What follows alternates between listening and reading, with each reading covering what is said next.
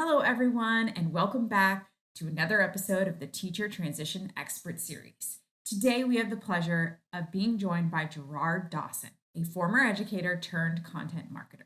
In this episode, we are going to discuss what exactly is content marketing, how he decided to leave the classroom, and tips and tricks to make your transition a reality. If you haven't already done so, give Gerard a follow and get ready to tune in, turn it up, and let's get ready to do this. Hi everyone, and welcome back to my channel. My name is Leena Marie Saleh, the Edtech Guru. I want to thank you so much for spending time with me on this journey, for all the support that you give me, and for following along. Don't forget to hit the thumbs up button, subscribe, and let's get ready to do this.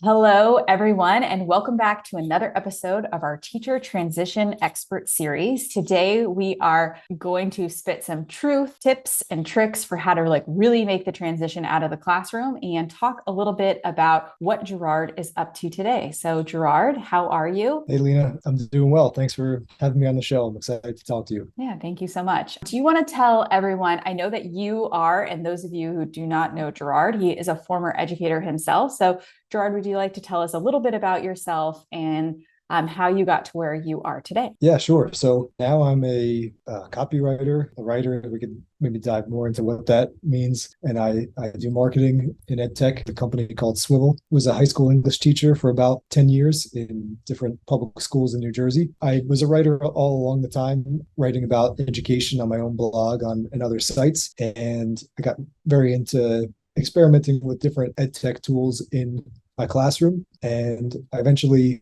put those two things together and started to do some writing for EdTech companies. Was enjoying teaching at the time, loving experimenting with different things, trying new technology.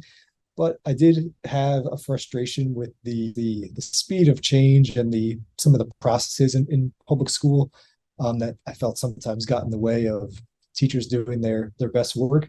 And I noticed that startups were a big change from that, where you're just testing ideas quickly, making changes fast, and doing things based on what works, as opposed to sort of what's been done before. So it took a while, probably over the course of 5 years or so. I started freelancing for EdTech companies late in 2020. I eventually left teaching to freelance full time, and then now work full time with Swivel. Such a great story and background. And I think everyone has their own pathways that they have taken to basically make the transition out of the classroom. You mentioned that you definitely liked working in the classroom and working with students and just the slowness of school. So I think we can all relate to that and how that kind of works out. I think also what's unique is that you took the leap through the pandemic. So in the height of the pandemic, you're yeah, I'm going to make this move to full-time freelancing. So what was life for you post transition? So how did you feel once you made the leap, and what did that look like for you? Yeah, it was definitely a exciting but challenging change. Practically day to day, my life changed in a particular way, and then just emotionally adjusting to the new work environment and no longer being a teacher. No complaints at all. It was something I deliberately worked towards and was happy to achieve, but it was just interesting to experience the newness of it. And so basically that's because for people who change careers out of teaching take different paths, and some people go the route of maybe getting certifications or networking a lot, and they're able to sort of smoothly move directly into a new job. But with the way I approached things, I had, I knew that when I made a change, I wasn't going to move into, for example, an entry level role. I just for, basically financially, I wanted to continue the same salary or increase it. And again, it's very personal. So what I'm suggesting is not advice at this point for anyone. It's just really what happened to me. And so anyway, getting back to my point, I had been working a lot of hours teaching plus freelancing for a bunch of years. So freelancing was still a lot of work, but it was interesting to no longer be doing basically two full-time jobs at once and just to focus on one thing. So that was refreshing. It was also difficult though to leave basically the interactions with students. That's the part that I did and do miss. But I had set the goal and had committed to it for so long, something like 5 years, that I was ready to put that stage of my career behind me and look ahead to what I could do next. And it was a slow build for you. It wasn't like, oh, I want to leave teaching tomorrow, I'm out. And then you would just exit and you're like, bye, see everybody later. Like you've been working really hard and really intentionally for years to kind of get where you were so that you could kind of set yourself up for success post transition. Right. Yeah. And, I had tried and failed basically to get a job in a more traditional way a few times. So that's why I say throughout the 5-year number, because in 2015, when I really became fascinated with EdTech and with EdTech startups, I did some applications at that time. If you remember, like 5 years pre-pandemic, EdTech, the average teacher might know what that is referring to, and maybe or maybe not would be using those tools in their classroom. There would not be as much regular teachers hearing about different tools and experimenting with them, hearing about them from PD. Things were, I think, a lot earlier on. So many of the companies were small. So at that time, even though I didn't have experience outside of teaching, just through reaching out to founders or CEOs, I was able to build relationships and talk to them. And then sometime in several instances, interview for a role. But ultimately at that stage, I just didn't have enough experience outside of teaching to get a job. And so, looking back, I don't think I necessarily should have been hired. It probably wouldn't have been the best fit. But it made me, just forming those relationships and connections made me realize that I could, just by putting myself out there, grow my career, begin to meet people in a deliberate way. And so then I began to apply that same approach to the skills and experiences that I needed. I realized that from my sort of existing skill set, writing was something I could lean into. So I started to look at, okay, what kind of writing do businesses need? That led me to explore copywriting. From doing a lot of writing about education, I got the opportunity to publish a book with a publisher called Times 10 Publications, run by Mark Barnes, a guy who's given me a lot of advice and opportunity over the years that I'm very grateful for.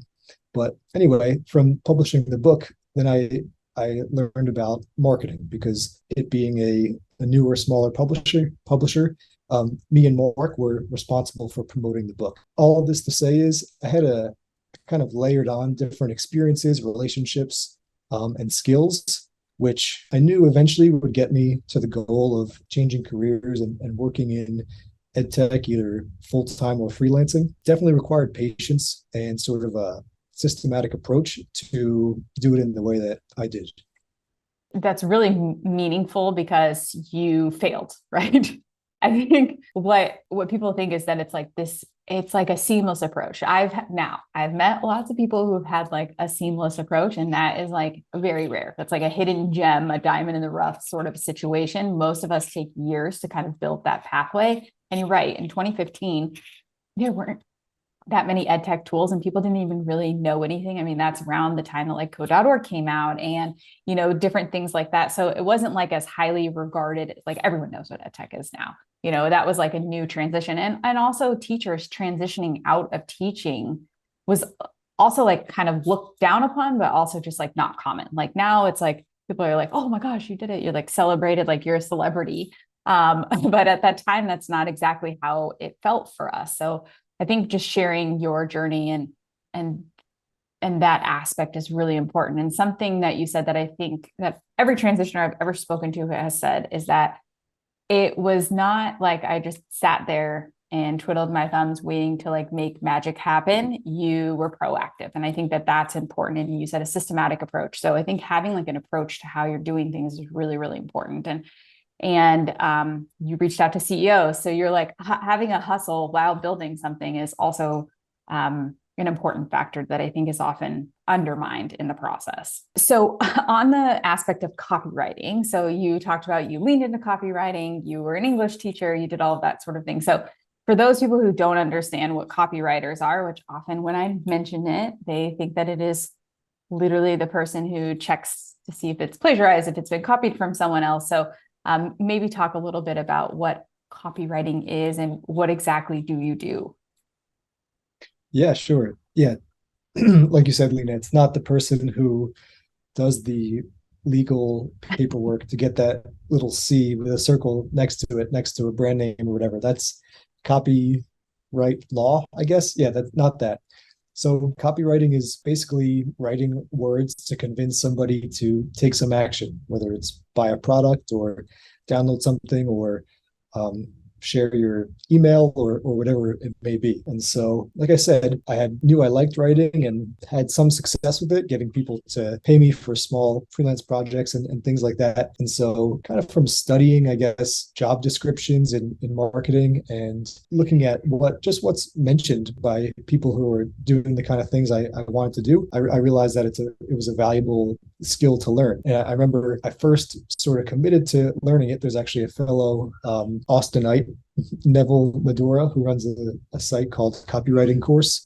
Started reading the articles on his website, took his course. I eventually actually worked with him, freelanced for him for a little while too, which was a great learning experience. And yeah, then I just started to reach out to companies and say, here are the projects I've done on my own, right? Because first, the common challenge from teacher transitioners is I can't get experience until someone gives me a chance, and I can't get a chance until I have experience. But I basically kind of think that's just an objection, or I don't want to say excuse, but it's kind of a mental hurdle people have, because you can now do your own projects, you can create your own stuff online, you can volunteer, maybe even if you want a more specific role that's more people focused, you can always maybe volunteer for an organization to get different experiences. But anyway, all this to say, I started learning it on my own. I built up some examples of work that I could share with people, and I just started reaching out over and over and over again. Wrote probably hundreds of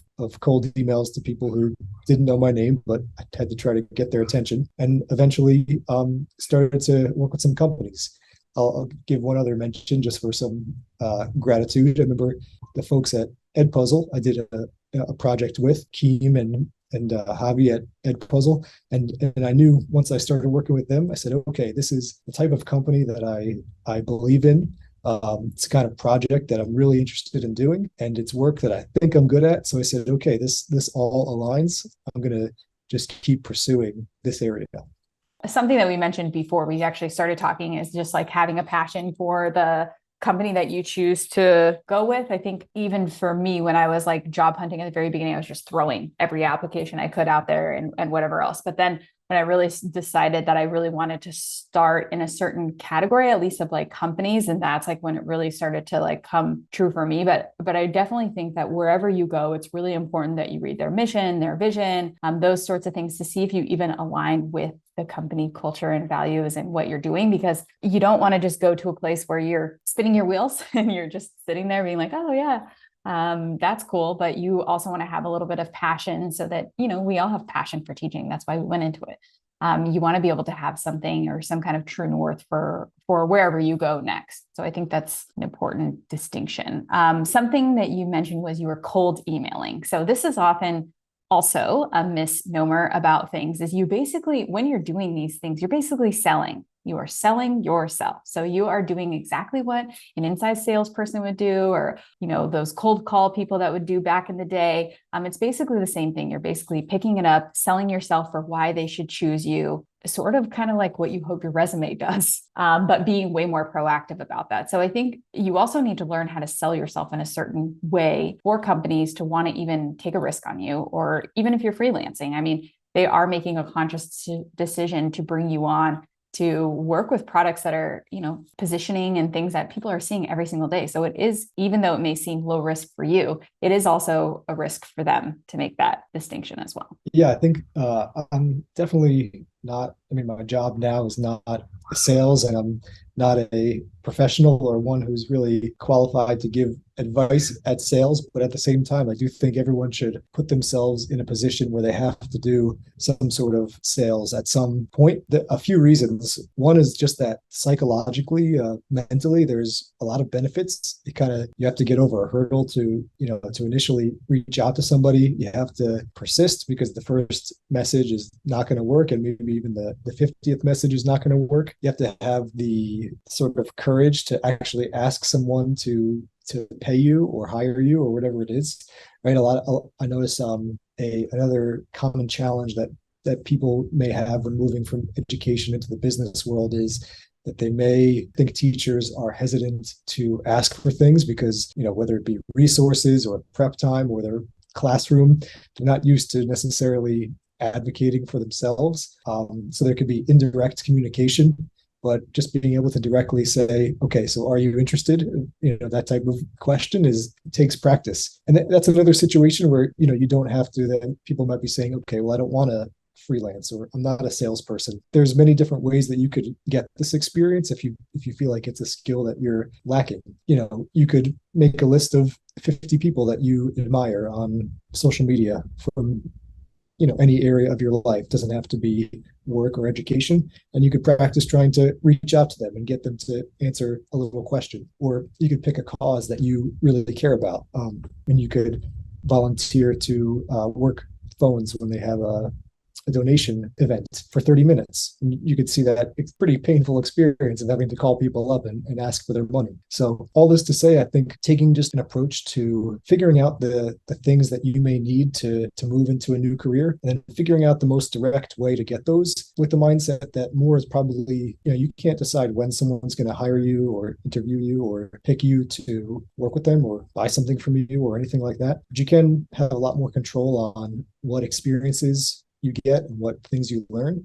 You have more control over that than you may think. Yep, absolutely agree. So when you were kind of like making the transition or switching any of those types of things, how we got connected is by our content posting essentially on LinkedIn and kind of sharing our own insights, and then realizing that we had kind of had a common interest of different things like that. So what would you say to a person who is looking to transition about the importance of creating content? That's a good question. I think there's, like with most things, I don't think there's a one size fits all answer. I think there's some obvious benefits, some less obvious benefits, and also some sort of traps or challenges with it too. So, simple example, as you mentioned here, you and I are talking, and if we didn't both write on, for example, for us it's LinkedIn, this arrangement wouldn't have existed. We've also, I think, we've maybe referred people to each other or asked each other questions, and just been a helpful relationship to each other for a while.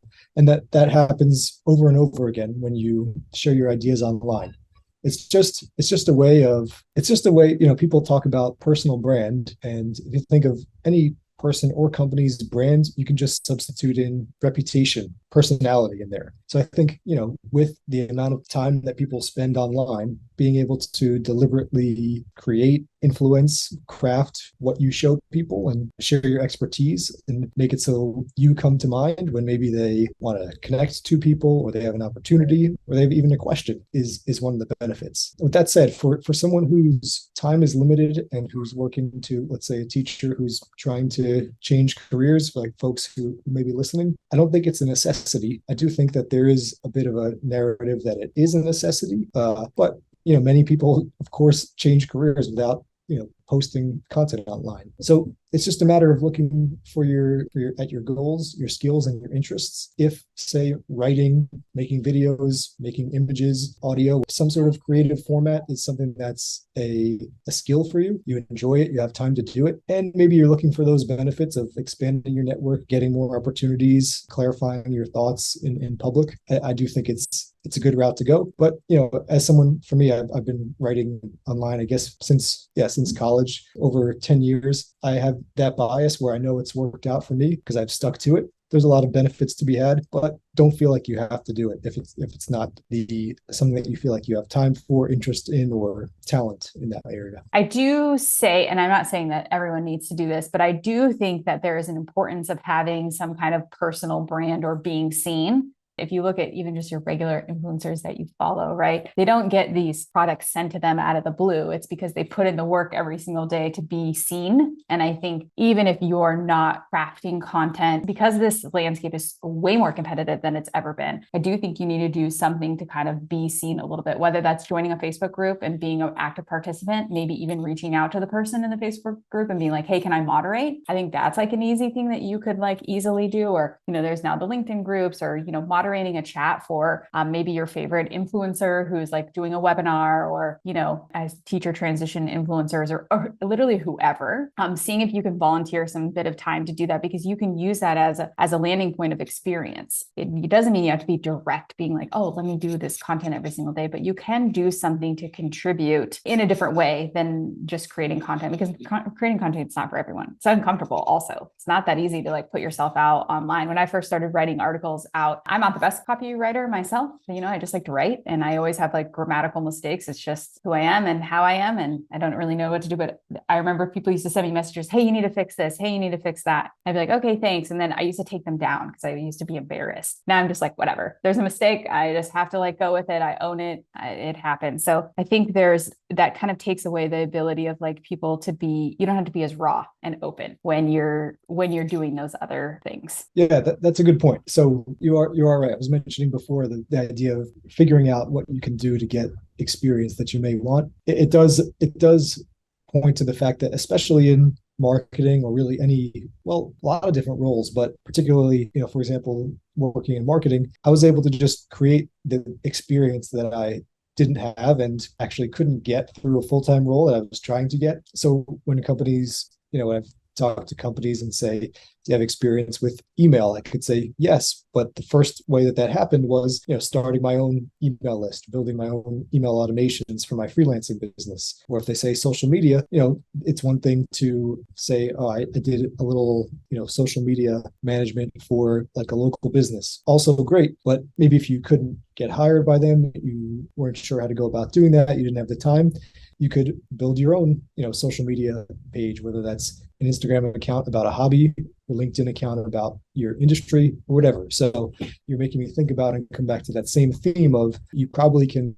build the skills, experience, and relationships that you need. You can probably do those on your own and don't need to wait for others to give you the permission to do so. I think that's important. Don't wait for permission. Just do it. Kind of like in your classroom, they would be waiting, and then all of a sudden you're the lead expert in your school because you just did it. You didn't ask. So I think sometimes it's just having that kind of go-getter attitude about things. So we've covered a lot of topics and a lot of range of things, and like really putting yourself out there and having experience. But if you were to speak to a teacher transitioner today, we were to bring them on here right now, you were to give them a couple tips and tricks, what would be your top must-dos? Okay. So first, when I have spoken to people who are in this position, I really try to emphasize how personal it is, because one, teaching, as you mentioned, people go into it, they have strong emotional investments in the job. So that you have to be aware of that impact of it. It's going to make certain feelings come along probably as you're doing the process afterwards.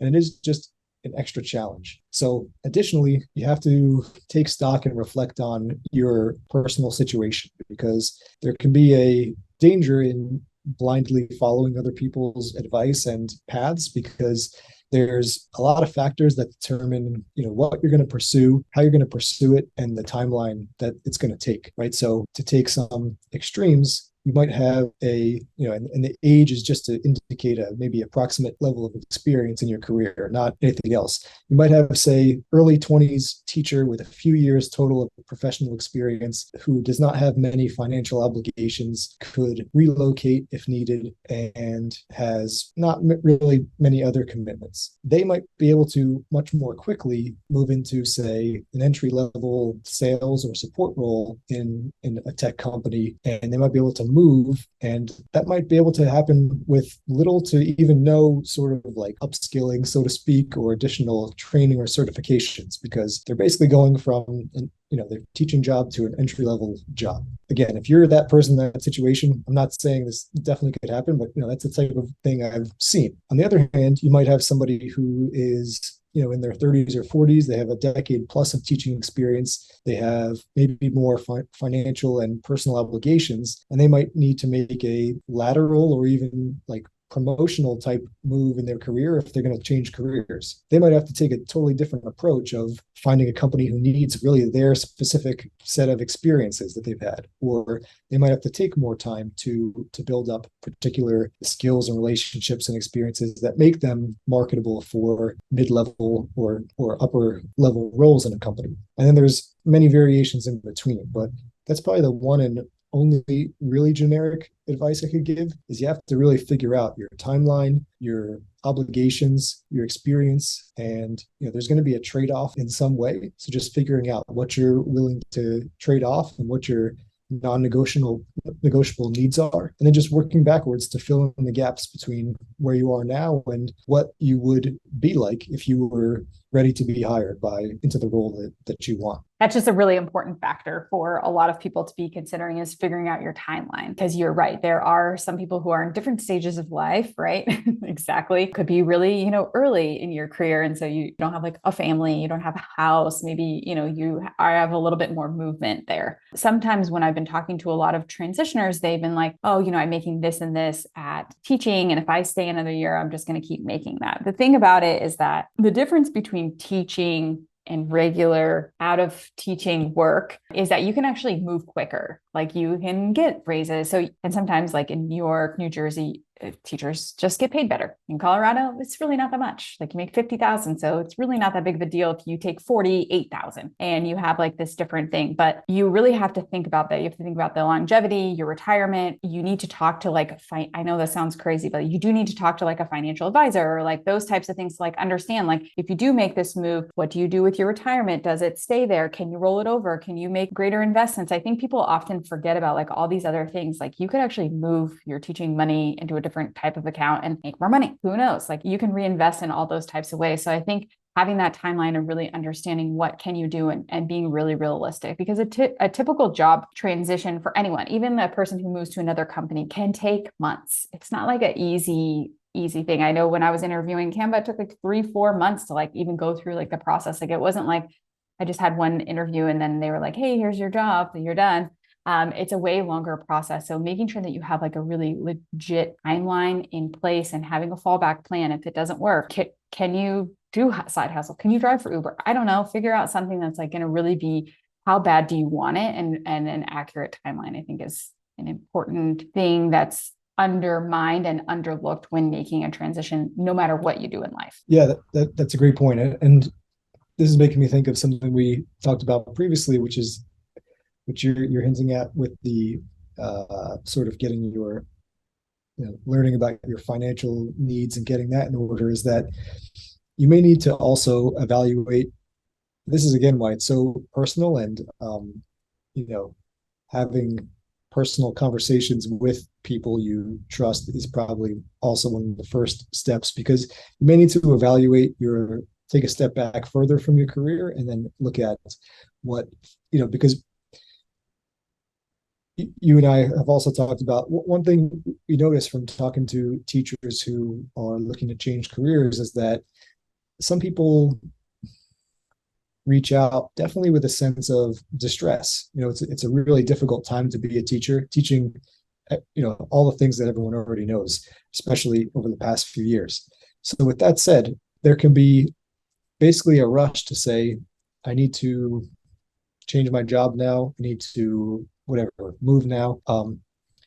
And without understanding anyone's specific situations, and for me, assuming that people are going through really difficult things that I don't know about, as opposed to assuming the opposite, you may be able to look elsewhere, whether it's maybe your physical health, maybe kind of leaning into other relationships or something like that. You mentioned, for example, maybe moving to a different role in your school or another school may also help to sort of meet some needs that you think you immediately go to a career change to sort of satisfy.